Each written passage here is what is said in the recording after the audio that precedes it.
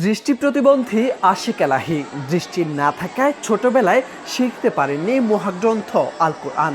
সেই আক্ষেপ তাকে তিলে তিলে পোড়াচ্ছিল। তবে তিনিও দমে যাওয়ার পাত্র নন, অসাধ্যকে নিজেই সাধন করেছেন। ছোটবেলায় কোরআন মুখস্থ করার সুযোগ হয়নি তার। কোরআন শিক্ষায় আগ্রহ থাকলেও দারিদ্রতার কারণে তেমন সুযোগ পায়নি। আশিক এলাহীর ইচ্ছায় 2 বছর আগে তার বাবা আলী আশরাফ ও মা হোসনে আরা বেগম স্থানীয় মাদ্রাসায় ভর্তি করান তাকে। সেই ওস্তাদের মুখে পবিত্র কোরআন পড়া শুনে শুনে চেষ্টা চালিয়েছেন তিনি।